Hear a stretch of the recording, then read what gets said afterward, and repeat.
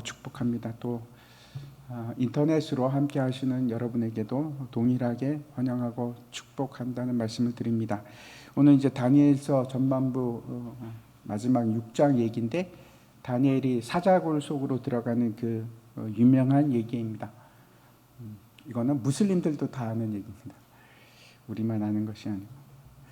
바벨론 땅에 다니엘은 어떻게 살아갔는가 하는 이 마지막 얘기가 여기 들어있는데, 우리가 1장부터 시작해서 6장까지 그 오늘 본문에 있는 6장까지 사건을 한번 생각해 보면, 바벨론 땅에서 살아간다는 것이 절대로 낭만적이거나 아니면은 뭐 파도가 없는 잔잔한 평안한 그런 삶이 아닙니다. 물론 이제 6장까지 그 단지 6개의 사건들만 기록이 되어 있지만, 하나하나가 잘 살펴보면은 우리가 넘기에는 너무나 파고가 높은, 헤치고 나가기 힘든 그런 일들입니다. 벅찹니다.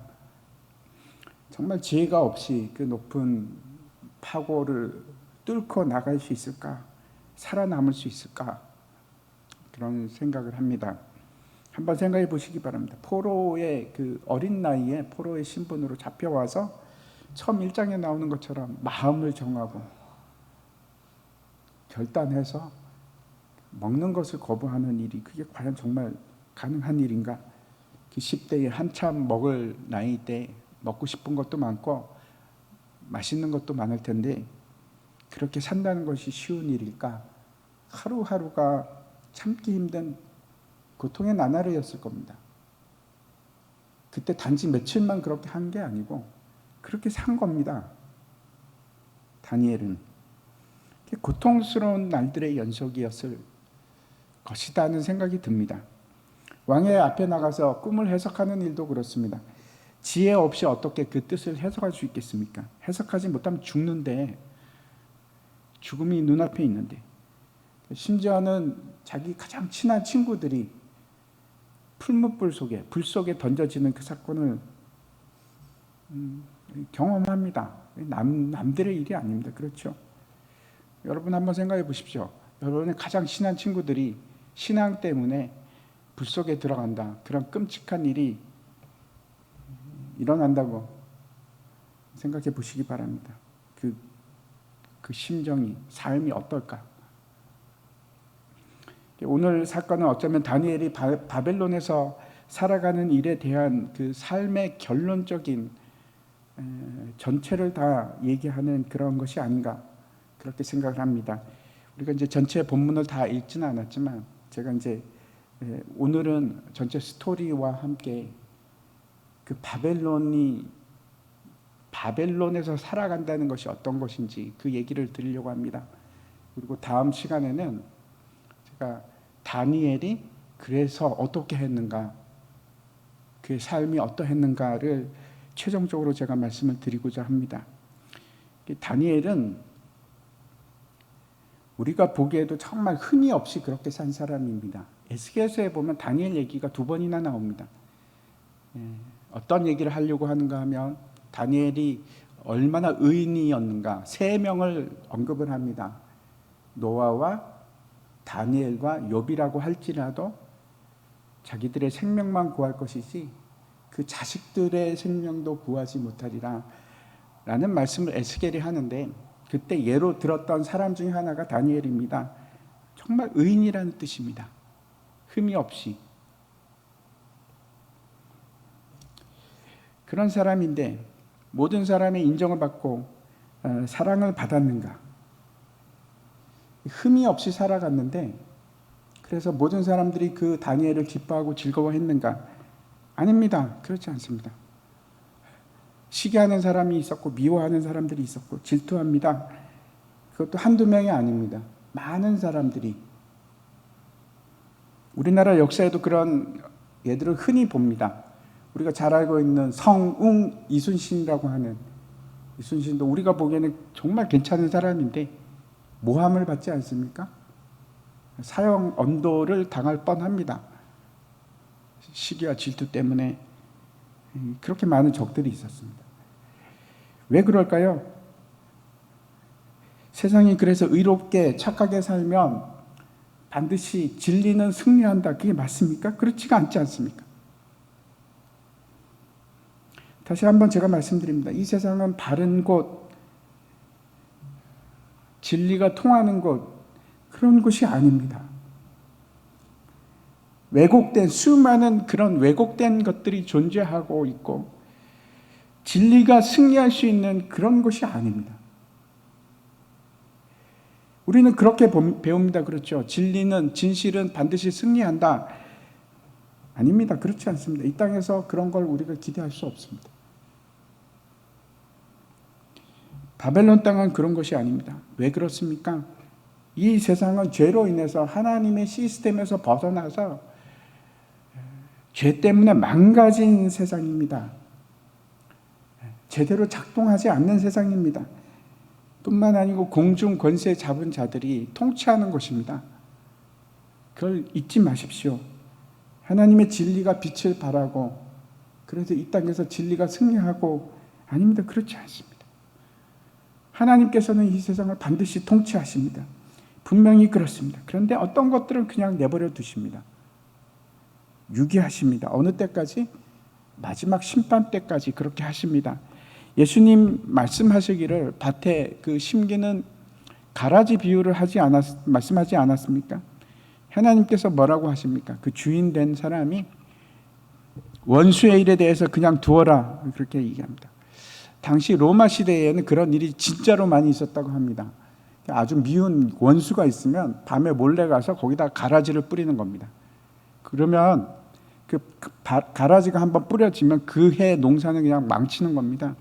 그 일이 하도 빈번하게 일어났기 때문에 실제 문헌상으로 보면 로마에서는 그것을 방지하기 위한 법까지 만들었다고 합니다. 법을 제정했다고 합니다.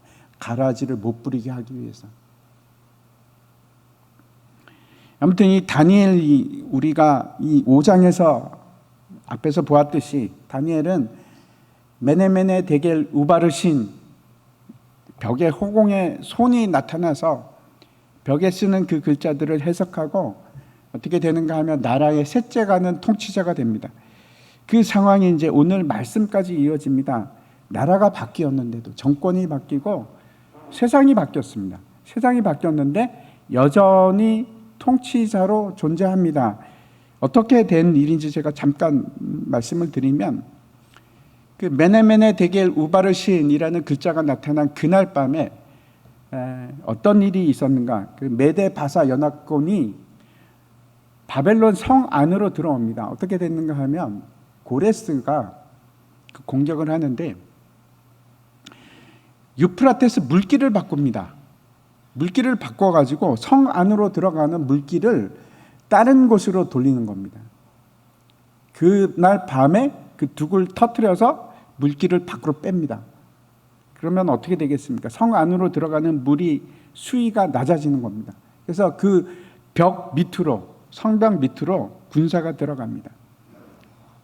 근데 중요한 점 중에 하나는 이미 벨사살은 민심을 잃었습니다. 앞에서도 제가 말씀드렸는데 그거는 벨사살이 섬기는 신과 관계가 있었습니다. 마르둑을 섬기는 것이 아니고 달신, 달의 신을 섬기는 주신으로 섬기는 사람이었습니다. 그래서 마르둑을 섬기는 사람들, 제사장들 이런 사람들이 다 벨사살에서부터 민심이 이탈합니다. 그래서 그 사람들이 돕는 겁니다. 적군을 도왔습니다. 또 메데 바사 사람들을 도운 사람들이 있었는데 그 사람이 누구인가? 유태인들입니다. 어쩌면 이사야서 45장에 나오는 고레스를 기억하고 그렇게 했는지도 모르겠습니다. 아마도 유태인들이 벨사살 등에 돌린 것은 그 때문인지 아니면 어쩌면 벨사살이 유태인들을 차별했는지도 모르겠습니다. 아니면 여호와 하나님을 무시하든지 그게 극명하게 드러난 게 어디입니까? 그 파티를 할 때 잔치에서 예루살렘 성전에서 가지고 온 그 그릇을 가지고 술을 부어서 먹지 않습니까? 하나님을 조롱하는 일과 관계가 있을지도 모르겠습니다. 하여튼 반역편에 섭니다. 유태인들도. 그리고 나서 5장 마지막 절에 보면 이렇게 되어 있습니다. 메대 사람 다리오가 나라를 얻었는데 그때 다리오는 62세였더라. 그날 밤에 갈대아 왕 벨사살이 죽음을 당하고 이 말씀이 기록이 되어 있습니다. 메대 바사 연합군이 들어왔을 때 침략한 바로 그날 벨사살은 죽임을 당합니다. 왜 그렇게 됐는가 하면 많은 사람들이 연합군 편에 섭니다. 가담을 했기 때문에 전쟁을 할 수가 없었습니다. 제대로 전쟁이 일어나지 않고 전쟁다운 싸움을 한 것이 아니고 그냥 항복을 해버리는 겁니다. 그래서 뭐라고 하는가 하면 메대 사람 다리오가 나라를 얻었다 이렇게 얘기를 하고 있습니다. 이것이 이제 많은 논란이 되는데 왜 그런가 하면 실제 당시에 다리오라는 이름이 등장하지 않습니다. 세상 역사 속에서는. 그래서 어떤 사람들은 뭐라고 얘기하는가 하면 이 다리오가 고레스 장군 중에 한 사람이었다.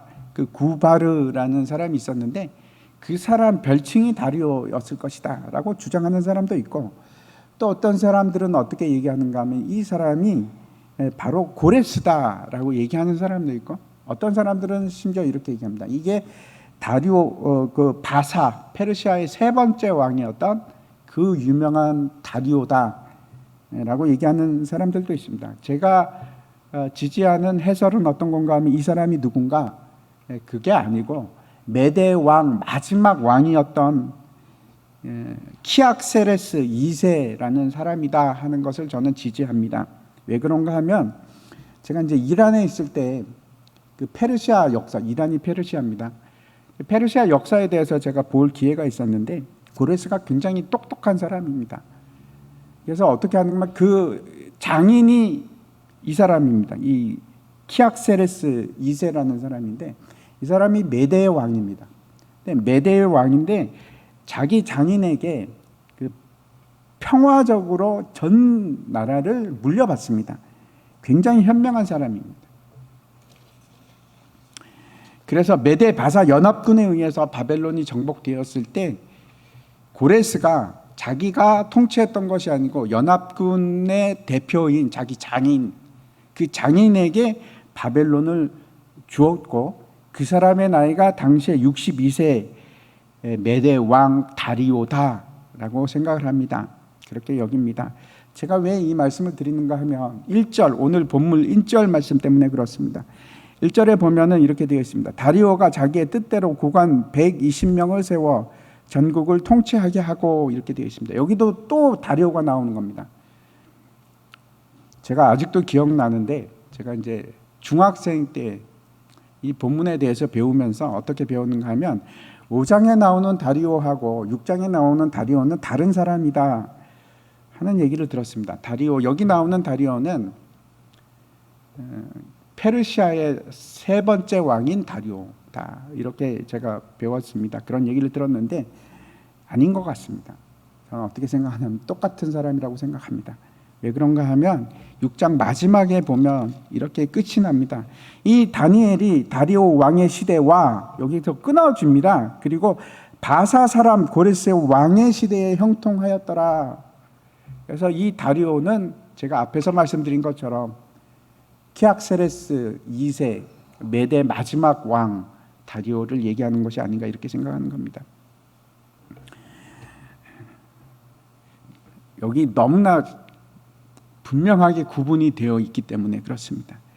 근데 이 메대 왕 다리오 때 한 사건이 일어납니다. 그게 오늘 본문의 내용입니다. 어떤 건가 하면 이 앞에서 제가 말씀드린 것처럼 메대 왕 다리오는 그냥 아주 쉽게 바벨론을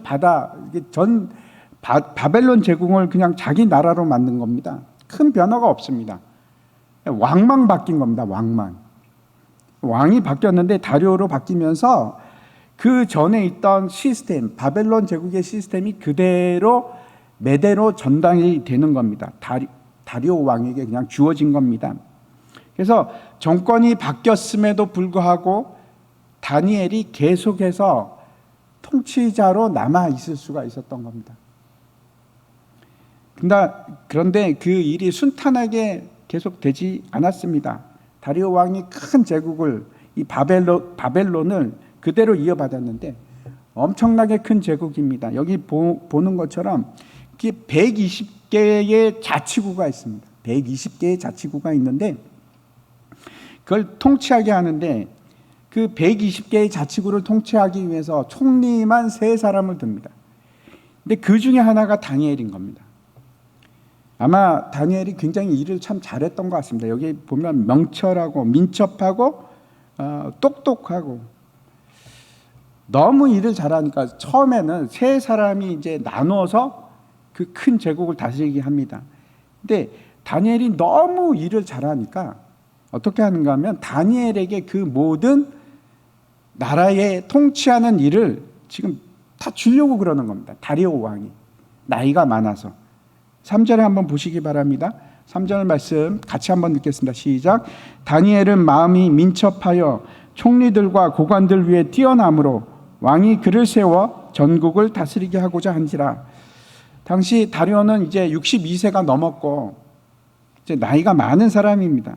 일일이 다 신경을 쓰는 것보다 일 잘하는 다니엘, 내가 거기 그 다니엘에게 모든 걸 맡겨야지, 이렇게 생각을 했던 것 같습니다. 근데 그렇게 하자 다른 사람들이 난리가 난 겁니다. 당시 총리가 2명이 더 있습니다. 그 2명의 총리하고 나머지 사람들이 지금 들고 일어나는 겁니다.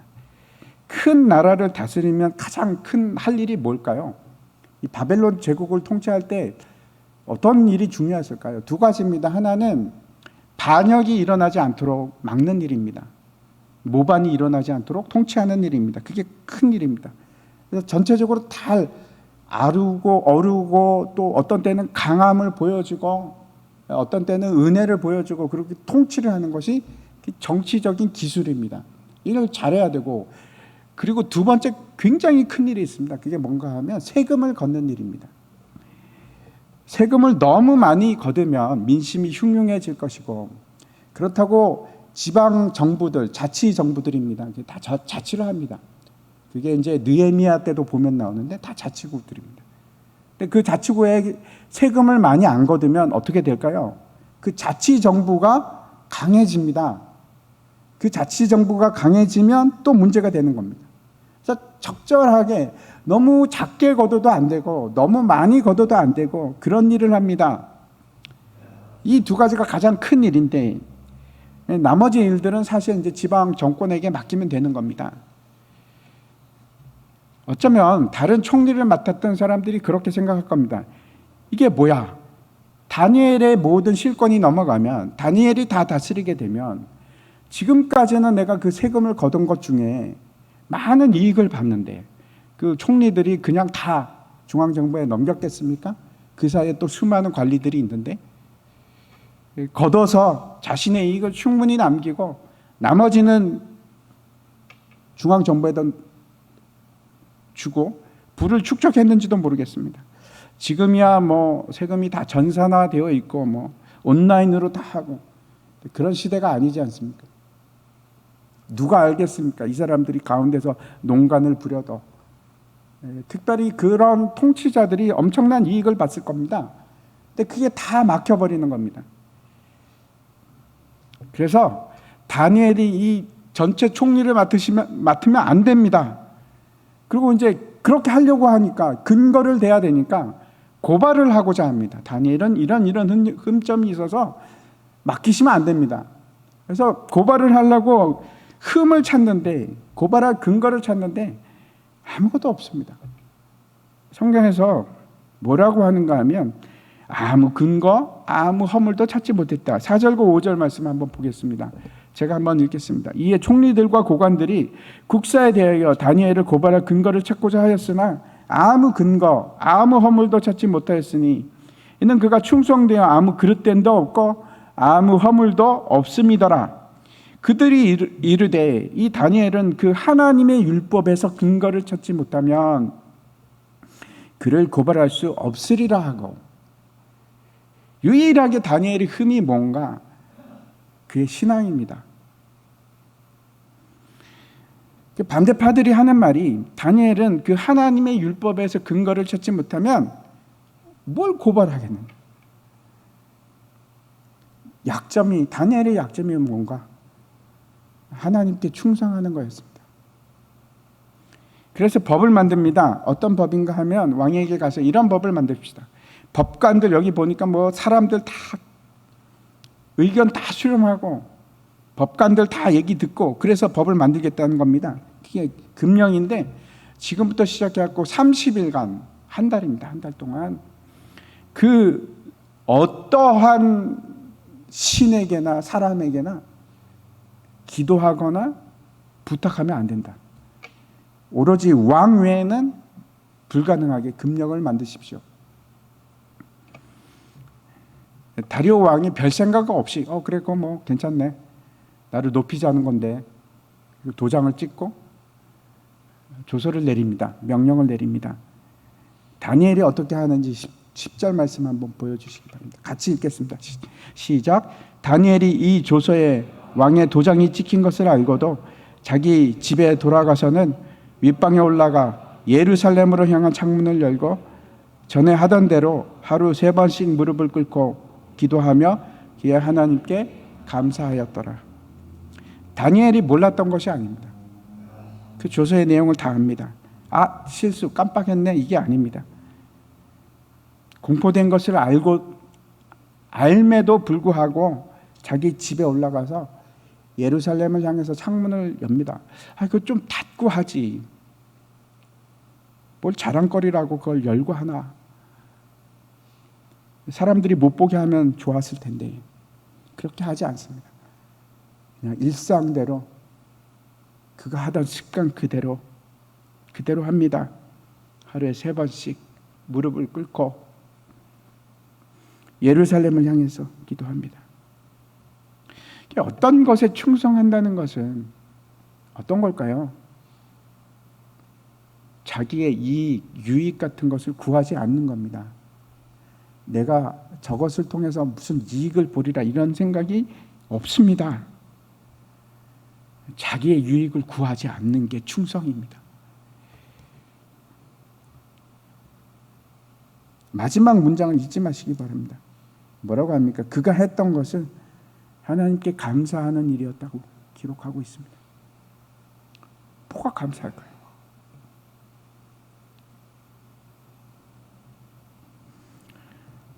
우리 생각하고는 너무나 다르죠. 이 그림 속에서 보는 것은 다니엘의 평안함입니다. 우리 생각과 다르게 말문을 잇게 만듭니다. 말문을 잇게 만듭니다. 어떻게 이렇게 할 수 있지? 그 결과가 어떻게 됐을까요? 당연히 잡혀갑니다.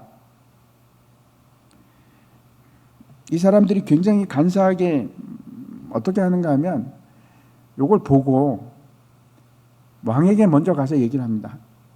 왕이시여, 그 조서의 내용이 확실하시죠? 취소할 일이 없지요? 취소하시면 안 됩니다. 확답을 얻어냅니다. 혹시 30일 안에 기도하는 사람이 나오면 어떻게 하겠습니까? 당연히 법대로 사자굴에 넣어야지. 규례는 바뀌지 못한다라고 못을 박습니다. 그리고 나서 다시 찾아갑니다. 왕에게. 다니엘이 그 일을 범했습니다. 어떻게 하시겠습니까? 하루에 3번씩 기도하는 걸 현장에서 잡은 겁니다. 왕이 이 말을 듣는 순간 아차 후회하기 시작하고 염려하기 시작합니다. 가장 아끼는 사람인데. 성경에 뭐라고 기록하는가 하면 근심해서 하루 종일 식음을 전폐하고 오락도 하지 않고 이게 밤까지 별별 방법을 다 씁니다. 일정이 끝나는 그 밤이 올 때까지, 저녁이 올 때까지 자기가 할 수 있는 일을 다 해봅니다. 왕이 다니엘을 구하려고 사방팔방으로 모든 수를 다 써봅니다. 근데 되는 게 없습니다. 안 됩니다. 포기합니다. 왕이. 그래서 했던 일이 뭔가 하면 그래 어쩔 수 없다. 다니엘을 사자굴에 집어넣어라. 그러면서 다니엘에게 마지막 이런 말을 합니다. 6장 16절인데 이에 왕이 명령함에 다니엘을 끌어다가 사자굴에 던져 넣는지라. 왕이 다니엘에게 이르되 내가 항상 섬기는 너희 하나님이 너를 구원하시리라.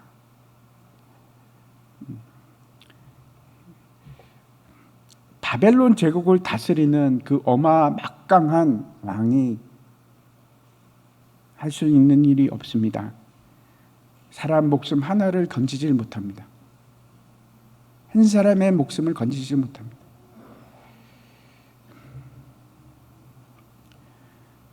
잠을 못 잡니다. 왕이 잠을 못 잡니다. 걱정이 돼서. 그 인재를 잃으면 어떡하나. 그 좋은 사람을 잃으면 어떡하나. 밤에 잠을 자지 못하고 그 이튿날 아침 일찍이 사자굴을 찾아갑니다. 그리고 뭐라고 하는지 한번 20절 말씀 같이 보겠습니다. 같이 한번 읽을까요? 같이 읽겠습니다. 다니엘이 든 굴에 가까이 이르러서 슬피 소리 질러 다니엘에게 묻되 살아계시는 하나님의 종 다니엘아, 내가 항상 섬기는 내 하나님이 사자들에게서 응히 너를 구원하셨느냐 하니라. 굉장히 아이러니하지 않습니까? 살아계신 하나님의 종 다니엘아, 자기 종이라고 하지도 않고 살아계신 하나님의 종이라고 부릅니다. 그리고 그 하나님이 너를 사자들로부터 구원했느냐? 슬프게 묻습니다. 다급하게 소리치면서 마지막 지푸라기라도 잡는 그런 심정으로 소리를 지릅니다. 하지만 이 말씀이 결국 그 다리오 왕의 입을 통해서 하나님께서 우리에게 주시는 말씀입니다. 살아계신 하나님께서 그 종 다니엘을 구원하셨다.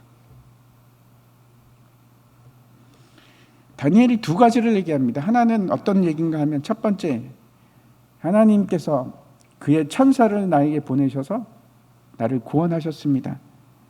내가 운이 좋았던 것이 아니고 하나님께서 구원하셨습니다. 이걸 첫 번째 얘기합니다. 그리고 두 번째 얘기하는 것이 뭔가 하면 그 이유를 얘기합니다. 왜 구원하셨는지.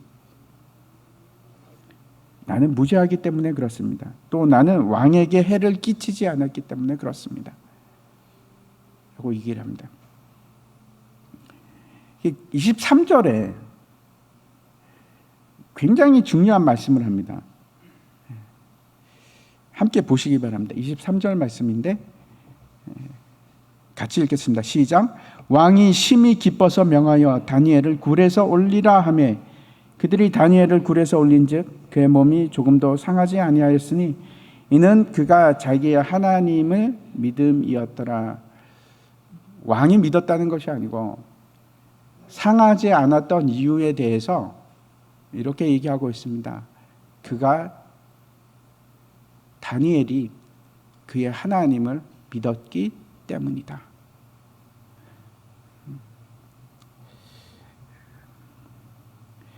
그 후에 다리오 왕이 내렸던 조서가 26절과 27절인데 제가 읽어보도록 하겠습니다. 내가 이제 조서를 내리노라.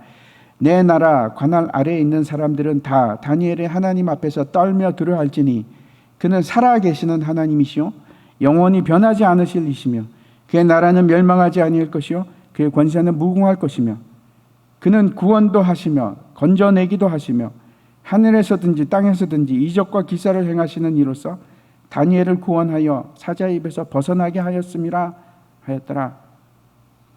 이것이 다니엘 전체의 메시지의 결론과 같습니다.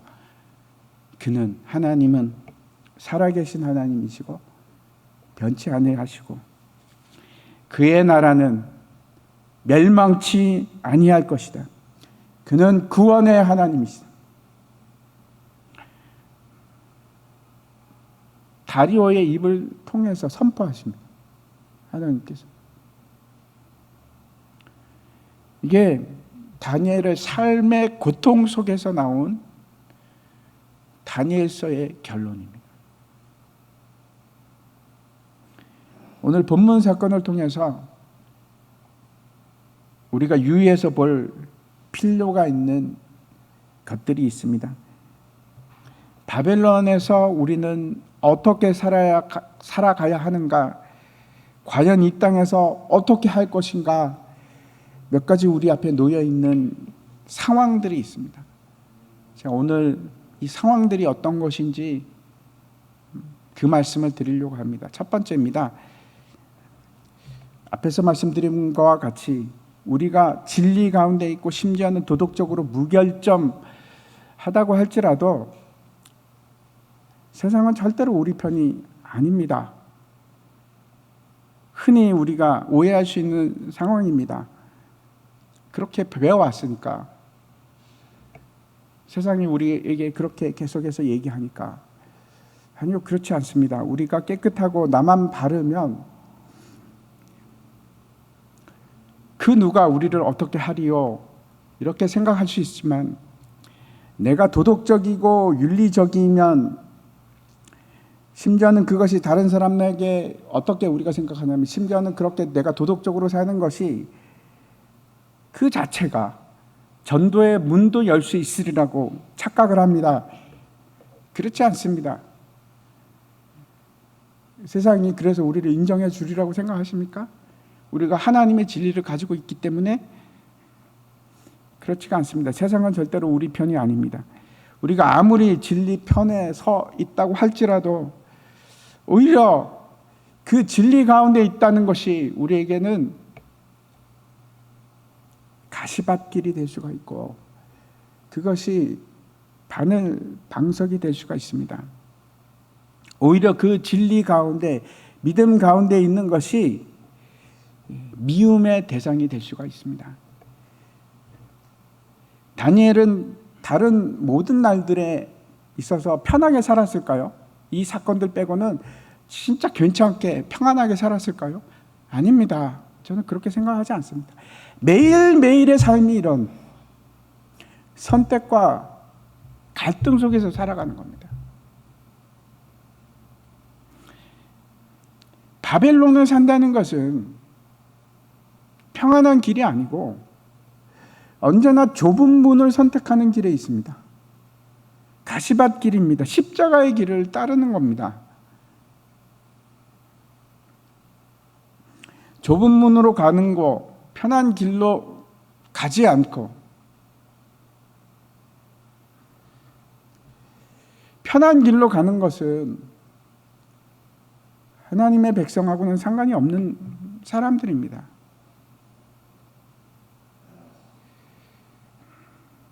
누가복음 말씀입니다. 누구든지 자기 십자가를 지고 나를 따르지 않는 자도 능히 내 제자가 되지 못하리라.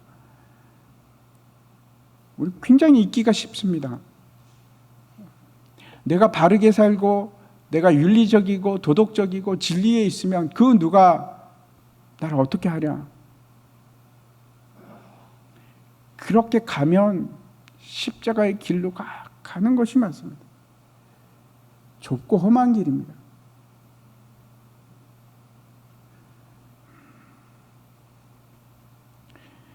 다시 말씀드립니다.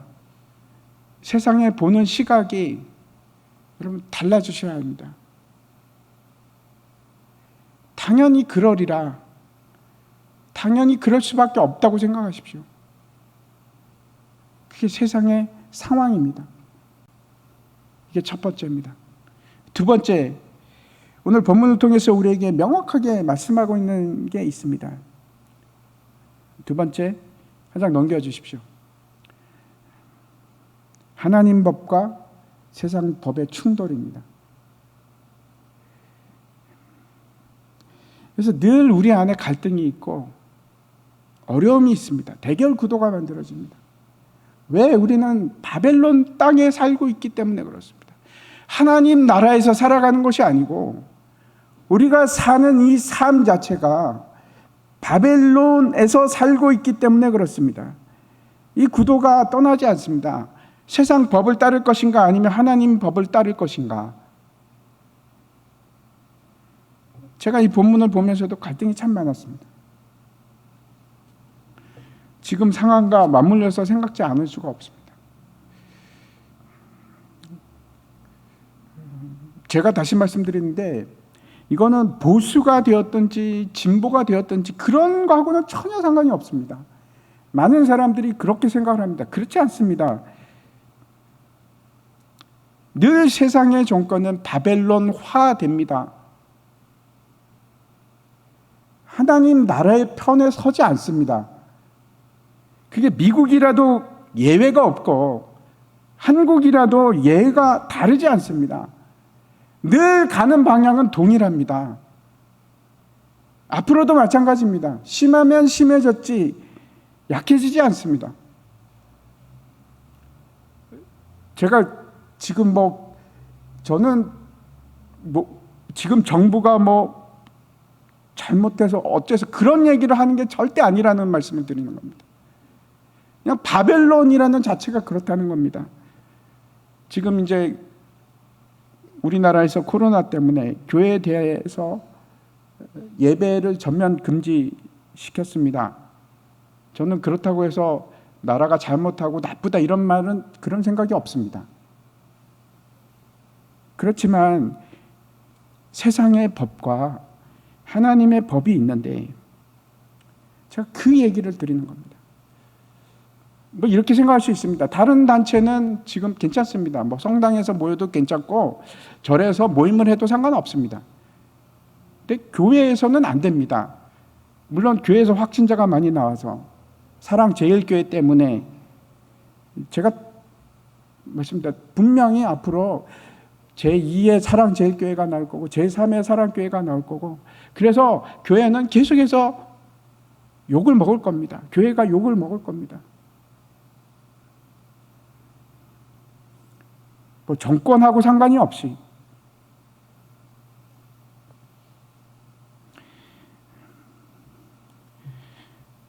지금 온라인으로 하라고 합니다. 근데 제가 문제는 예배가 온라인으로 대체 가능한 것인가? 본질적인 문제에 있습니다. 불가능하다고 제가 말씀드리지는 않습니다. 근데 여러분이 경험해 보셔서 알 겁니다. 저도 경험해 봤습니다. 특별히 이란에서 경험을 했고 제가 아픈 한 달 동안 경험을 해봤습니다.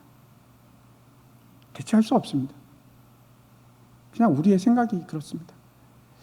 예배는 모임입니다. 두세 사람이 모인 곳에 나도 너희와 함께 하겠다. 그게 교회입니다. 교회는 공동체입니다. 물론 떨어져서 공동체가 될 수 있습니다. 여기에 있는 사람하고 저 브라질에 있는 사람하고 중국에 있는 사람이 온라인으로 교회를 이룰 수 있습니다. 상식적으로는 그렇습니다. 근데 실제로 그게 얼마나 지속되는가가 문제입니다. 오래 못 갑니다. 대면하지 못하면 공동체성이 깨집니다. 그럴 수밖에 없습니다. 여러분이 제가 간곡히 부탁드리고 싶은 것은 지금도 인터넷으로 함께 하시는 여러분, 함께 들으셔야 합니다. 혼자서 들으시지 마시고 가족이라도 좋습니다. 함께 들으십시오. 혼자서는 안 됩니다. 한두 번은 괜찮을지 모르겠습니다. 지속성 있게 공동체성을 존재하게 만들 수가 없습니다.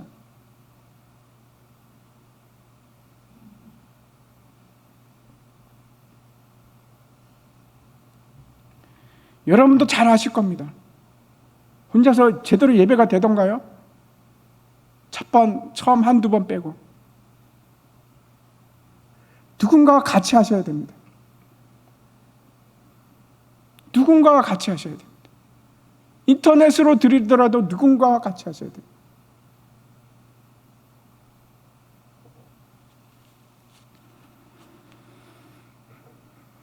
제가 말씀드리는 것은 참된 예배가 신학적으로 정의를 하거나 예배의 개념이나 정의에 대해서 말씀드리는 것이 아닙니다. 그런 얘기가 아닙니다. 예배는 공동체 가운데 존재하는 것입니다. 하나님께서 교회를 공동체로 부르셨습니다. 한 사람으로 교회를 삼으신 것이 아니고 그의 몸된 교회를 성도들의 무리로, 부르신 자들의 무리로 만드신 겁니다.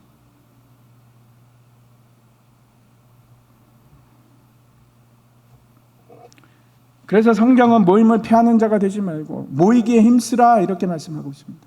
그게 비대면 모임을 얘기하는 거라고 생각하십니까? 그게 가능하다고 생각하십니까?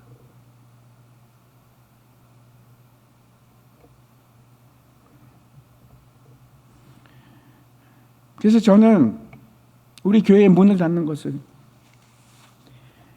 그런 일은 최후의 일까지 없어야 된다고 생각합니다.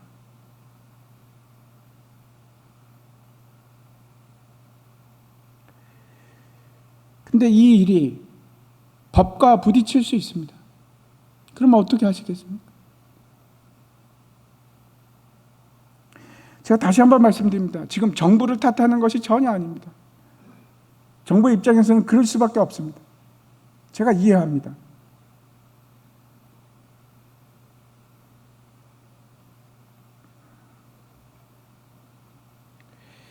그렇다고 해서 제가 지금의 일을 본격적인 박해의 시작이라고 여기지 않습니다. 어떤 생각을 하는가 하면 하나님께서 분명히 이들을 통해서 앞으로의 일들을 우리에게 준비시키고 계신 겁니다. 그 사인을 지금 끊임없이 우리에게 주고 계신 겁니다.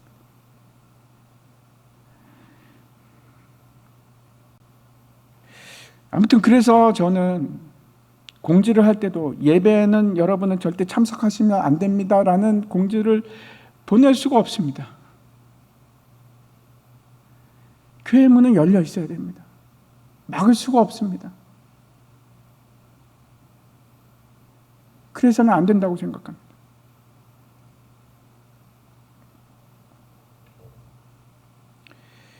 지금은 여러분 시작에 불과합니다. 근데 다른 형태로 끊임없이 우리에게 똑같은 이와 같은 압박이 올 겁니다. 앞으로도 계속해서 하나님의 규례와 사람의 규례가, 세상의 규례가 끊임없이 우리 가운데서 부딪히고 또 부딪힐 겁니다. 그러면 여러분 어떻게 하시겠습니까? 분명히 세상의 규례와 하나님 규례에 간에 구분점이 있어야 됩니다. 기준이 있어야 됩니다. 그 선을 넘어가시면 안 됩니다.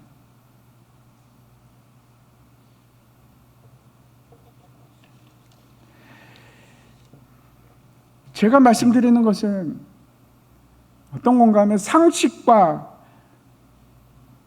신앙의 충돌입니다. 그러면 여러분 어떻게 하시겠습니까? 상식을 따르겠습니까? 아니면 신앙을 따르겠습니까? 상식을 따르면 당연히 예배 드리면 안 됩니다.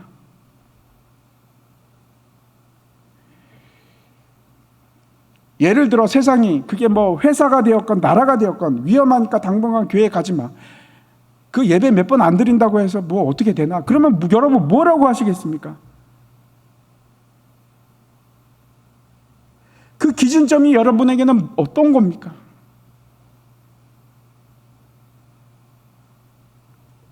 앞으로 이렇게 나올지도 모르겠습니다. 세상이, 제가 얘기하는 건 정부를 얘기하는 것이 아닙니다. 그냥 세상이 그렇다는 겁니다. 세상이 뭐라고 하는가? 어쩌면 이렇게 할 수도 있겠습니다. 기도하는 것은 건강에 해로우니까 앞으로 기도하지 마십시오. 심지어는 그렇게 제가 그런 생각까지 해봤습니다. 그러면 여러분 어떻게 하시겠습니까? 그게 증명이 돼서 의학대에서 밝혀냈는데 기도하는 것은 굉장히 몸에 해롭습니다. 그러면 어떻게 하시겠습니까? 교회는 바이러스가 침투하기 굉장히 좋은 것이고 쉬운 것이니까 가지 마십시오. 그러면 여러분 어떻게 하시겠습니까? 교회는 안전한 곳이라고 증명이 됩니까? 아니라는 반대 증거가 수도 없이 계속해서 나올 겁니다. 제2의 사랑제일교가 나오고 제3의 사랑교회가 제일교회가 또 나올 겁니다. 끊임없이 그래 이 교회는 안 돼 라는 인식이 굳어질 때까지 아마 계속해서 나올 겁니다.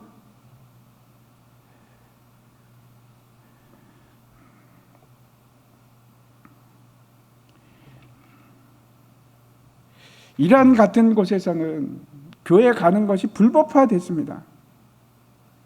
그럼 어떻게 해야 됩니까? 교회 가지 말아야 합니까? 세상 법을 따라야 되니까 거기서는 그게 상식입니다. 교회는 해로운 것이니까, 나쁜 사상을 주입하는 곳이니까, 말도 안 되는 거짓말을 하는 곳이니까 가면 안 됩니다.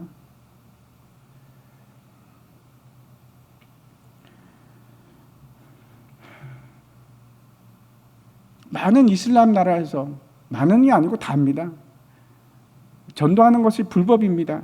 명백한 불법입니다. 하나님 나라의 법과 상충이 됩니다. 하나님께서 우리에게 주신 명령이 그겁니다. 예수 그리스도의 증인이 되라. 예수 그리스도를 증거하는 것이 우리의 일인데 세상 법과 충돌합니다. 제가 그런 얘기도 참 많이 들었습니다. 이란에 있을 때. 법은 법이니까 우리도 지켜야지. 그래서 전도하지 말자입니다. 삶으로 복음을 전하자, 그런 얘기를 합니다. 그게 맞는 걸까요?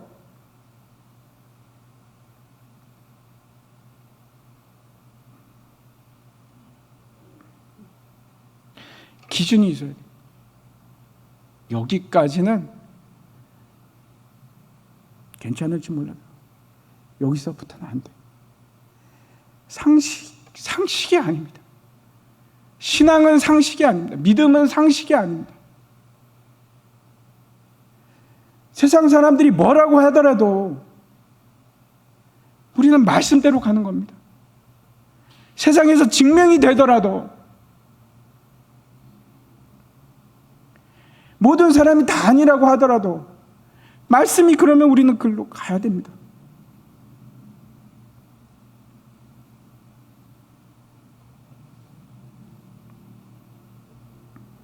어떤 사람은 그래서 뱀같이 지혜로우라고 하는 말을 씁니다. 지금은 뱀의 지혜를 써야 하는 그런 때일까요? 뱀의 지혜가 무슨 의미입니까? 여러분, 뱀의 지혜를 잘못 쓰면 뱀이 됩니다.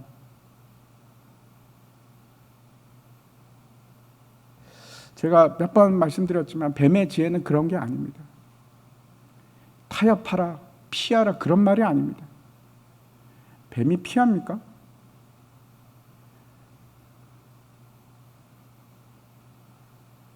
뱀의 지혜라는 것은 순간을 포착하는 그 능력과 힘을 얘기하는 것이지, 타협하는 것이 뱀의 지혜일까요?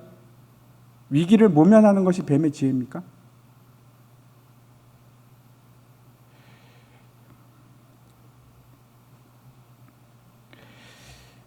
제가 말씀을 드렸는지 잘 기억이 안 나는데 어쩌면 드렸을 수도 있습니다. 제가 컴패션 서정인 대표 목사님이십니다. 그분과 얘기를 하는데 그 서정인 대표께서 저에게 질문을 했습니다. 그래서 목사님은 국법에 따른 순종과 불순종의 경계를 어디로 삼으십니까? 저에게 질문을 했습니다. 제가 그랬습니다. 저의 기준은 예배입니다.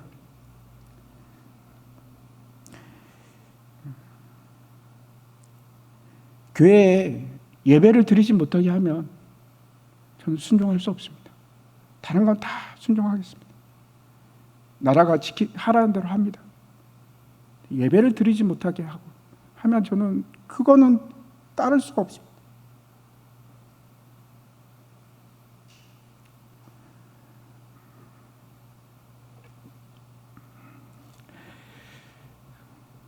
근데 오해하지 마십시오. 만약에 우리 교회에 확진자가 나오면 문을 닫아야 합니다. 닫을 겁니다. 그런 거하고 다른 얘기를 하는 겁니다.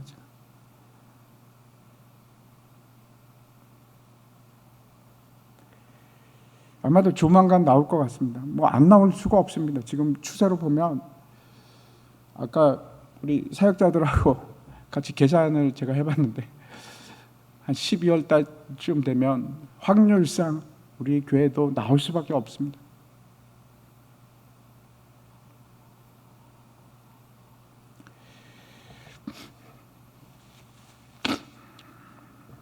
뭐 상황상 어쩔 수 없이 2주간 문을 닫아야 된다. 그러면 닫아야죠. 닫을 겁니다. 근데 그렇게 해야 된다고 생각합니다. 근데 그게 아니라 교회 문을 닫고 사람들이 예배를 드리면 안 된다고 한다면 저는 어떻게 해서든지 그렇게 하지 않으려고 생각 중. 저는 타협하지 못하는 사람이라서 그런가? 아니요, 저는 여러분이 어떻게 생각할지 모르지만 참 약합니다. 세상에도 약합니다. 타협 많이 하고 살았고 지금도 그런지도 모르겠습니다. 근데 기준점이 있습니다. 실패하더라도 저는 기준점이 있습니다.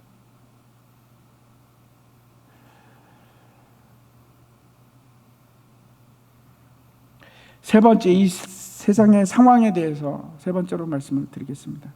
세 번째, 우리가 직면하고 있는 상황은 우리의 생각과는 다르게 아무것도 우리의 생명을 보장해 주거나 지켜주거나 그렇게 하지 못합니다. 오늘 본문에서도 마찬가지입니다. 왕이 우리를 지켜줄 수 있었을까? 다리오 왕이 그렇게 할 수 있는가? 못합니다. 아주 명백하게 우리에게 지금 하나님께서 말씀하시는 겁니다. 세상은 그 일을 할 수 없다.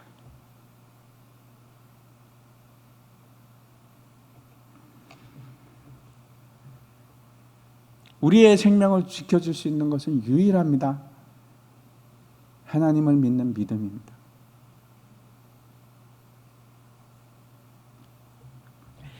굉장히 추상적으로 들리시죠? 실제적으로 안 보이시죠? 이게 진짜 실체입니다.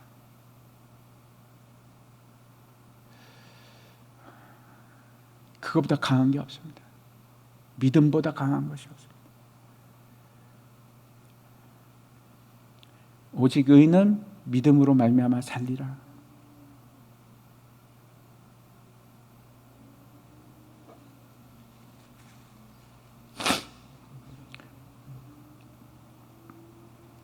다시 23절 후반부 말씀 한번 보겠습니다. 같이 읽겠습니다. 시작. 그의 몸이 조금도 상하지 아니하였으니 이는 그가 자기 하나님을 믿음이었더라. 굉장히 많은 사람들이 자신은 믿음이 있다고 생각합니다. 저도 그런지도 모르겠습니다. 다니엘 시대에도 가짜가 수도 없이 많은 가짜가 있었고 지금도 마찬가지로 그렇습니다. 예수님께서는 뭐라고 말씀하시는가 하면 세상 끝에 믿음을 보겠느냐. 그 믿음이라는 것이 겉으로 구분이 될까요? 아니요, 그렇지 않습니다. 전혀 우리는 구분할 수 없습니다. 도덕적으로 아니면 예배를 드리는 모습을 가지고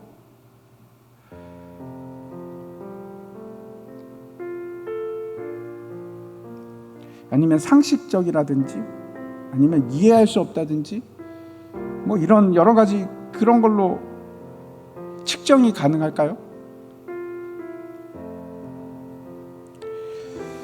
성경 명령의 상식에 어긋나거나 이해되지 않으면 또 우리에게 너무 많은 대가를 요구하면 우리가 본성적으로 그렇습니다. 저도 마찬가지입니다. 저는 강해서 그런 것이 아니고 어떻게 가는가 하면 우리는 타협하게 만듭니다. 우리가 타협하게 됩니다. 피해가거나 그러면서 우리 스스로를 그렇게 얘기합니다. 괜찮아, 이거는 이게 상식이니까 그렇게 피해가면 되지 뭐. 면책해 하려고 하는 마음이 우리에게 있습니다. 내가 손해를 보기 때문에 내가 나에게 유익이 되지 않기 때문에 피하는 것이 답인가? 그게 답인가? 하는 말씀을 제가 드리려고 그런 겁니다. 오늘도 제가 설교 준비를 마무리하고 있는데 전화가 왔습니다. 전도사님이 전화가 왔는데 2부 성가대 문제로 전화가 왔습니다. 낮에 제가 얘기 들었는데 성가대 집사님하고 제가 얘기를 했습니다. 집사님 어떻게 할까요? 지금 상황이 이런데 집사님 얘기가 집사님께서 제가 전화를 해봤는데 한 14명 4문 정도가 그냥 오시겠답니다. 그래서 그냥 하면 안 될까요? 어떻게 할까요? 그래서 제가 그랬습니다. 집사님 그러면 그냥 하시죠 뭐. 예배위원이니까 괜찮을 겁니다. 그렇게 얘기를 했습니다. 근데 전도사님 전화 와갖고 우리 집사님 중에 한 분이 정보를 주셨습니다. 근데 주일날 9시에서 10시 사이에 감찰을 나온다는 겁니다. 진짜로 비대면 예배를 드리고 있는지 아닌지 강력하게 조사를 하게 됩니다. 제가 어떻게 했을까요? 집사님한테 전화해서 아무래도 14명은 부담되니까 숫자를 확 줄입시다. 그렇게 얘기했습니다. 잘 모르겠습니다. 제가 타협하고 있는 건지 어떤 건지 잘 모르겠습니다.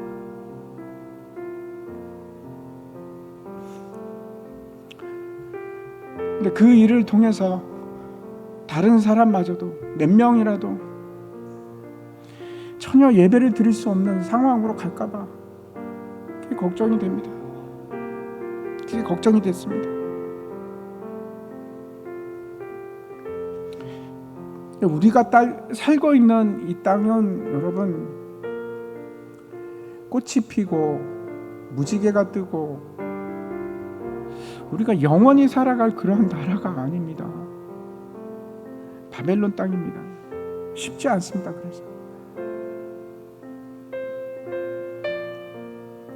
앞으로도 마찬가지 늘 이런 유혹과 시험이 끊임없이 우리에게 도전할 겁니다.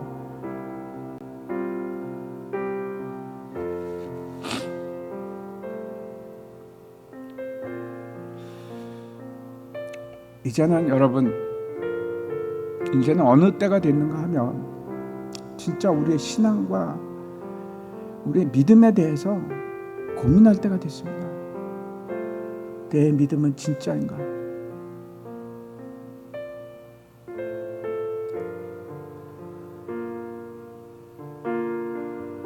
목사님 너무 이 사태를 심각하게 또 오버해서 보는 거 아니십니까? 그럴지도 모르겠습니다. 근데 제게 강하게 드는 것은 분명히 이거는 전조입니다. 우리에게 보여주시는 전조가 맞습니다.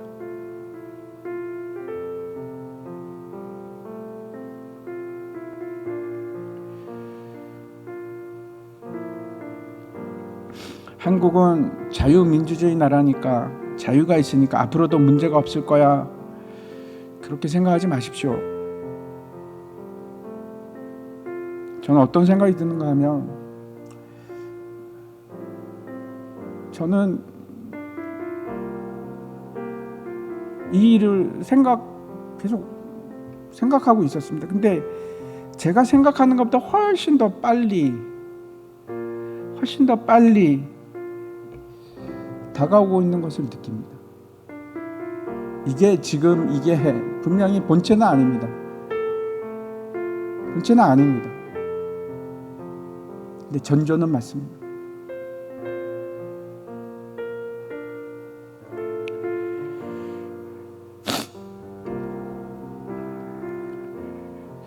그래서 세 번째 말씀드릴 거가 이겁니다. 세상은 우리를 보호해주지 못합니다. 돈, 권세 이런 거는 우리의 생명과 아무런 관계가 없습니다.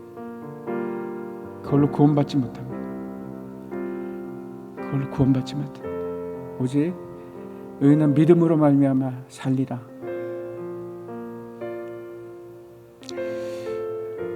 우리가 사는 이 땅은, 바벨론은 내가 진리대로 일하고 진리 가운데 있으면 인정해 주는 그런 것이 아닙니다. 그거하고 아무런 상관이 없습니다. 현실은 오히려 진리가 있을수록 힘들어지는 세상이 될 겁니다. 번째, 이 땅은 기억하십시오. 언제나 세상의 법과 하나님의 법이 충돌합니다. 상식을 따를 건가? 하나님의 말씀을 따를 건가?